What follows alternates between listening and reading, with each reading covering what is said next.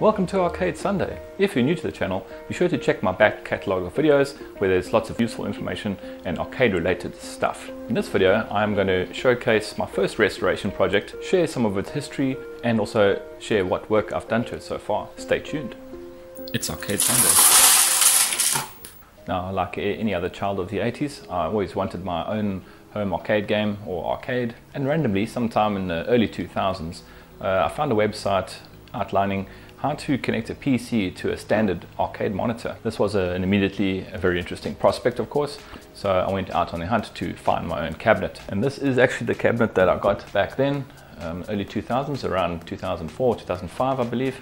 And unfortunately it was actually in very, very rough shape. In fact, it didn't even have anything here. It was just an open hole, had no front at all, joystick, didn't even have a control panel, literally the monitor and what you see here, a box. It did, however, come with a large box of spares, which got me started, some old joysticks and buttons, and a few coin mechs, which I've actually used on the same cabinet quite successfully. I'd obviously kept all the bits and pieces from the machine and some memorabilia. It's right here. This is, believe it or not, the marquee that I made to cover that blank space. It was actually quite unique, and it was very cheaply made. Just out of electrical tape and a piece of wood. The other interesting artifact from this machine is in fact this original board. Now, this I've kept in storage, and basically it's just here for show and tell one day. This is a nice operator hack there, just soldered straight onto the edge connector. It's obviously not a standard jammer connector, it's something else. But this game I believe is Rope Man. This board obviously never worked. I never even tried to get it running. It actually may just fire up for all I know, but it doesn't look very good. Very, very poor condition overall. Very dirty. A lot of very ugly looking tracks. But it was interesting to find this board inside the machine. So at least I knew what it was before I got hold of it. Basically, since I've owned this cabinet, I've basically rebuilt the entire cabinet really from scratch, basically leaving the sides and the shell, and the actual frame basically hasn't changed. The rest of it, as you see it now, has all been done by myself. The paint work, obviously, the choice of button placements, that coin door part, I built that myself. This coin mech, I've taken an old one and hacked it up to take the coins of my choice.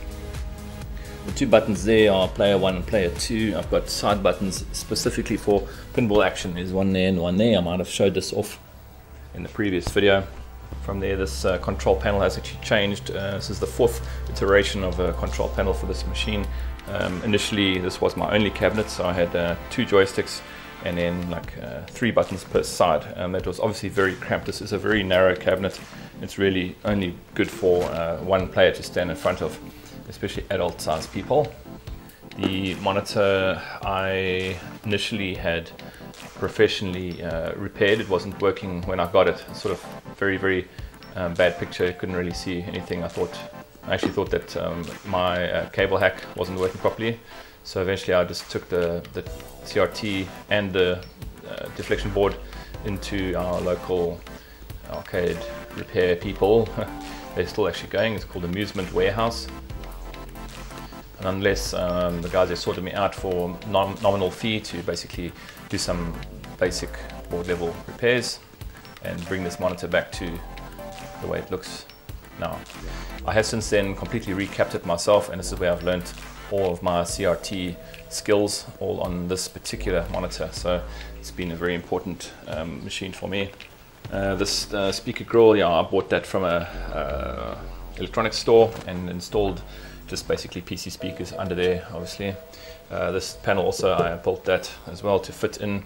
It's a very unique cabinet shape. If you see from the side here, it's never quite seen this sort of form factor. I quite enjoy it.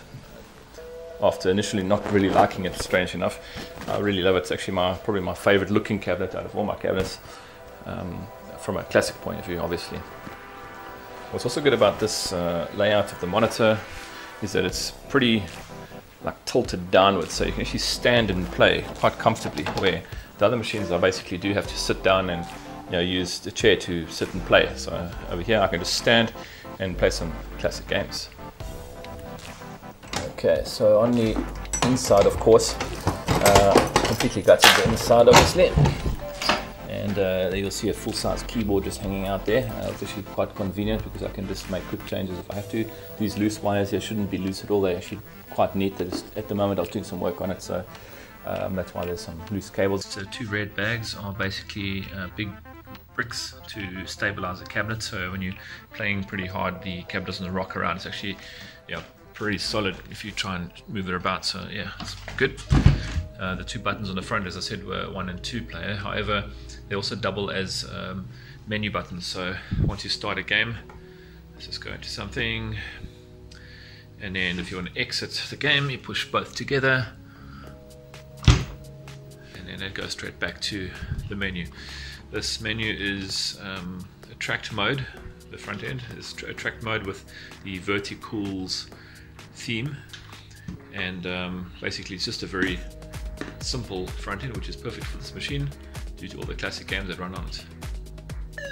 Okay, this machine runs a Groovy Arcade, obviously as the operating system, Linux based version, runs very well. The PC has an old i3 style computer with a very small hard drive, 4 gig of RAM, I think, and then also the ATI HD 5500 entry level video card.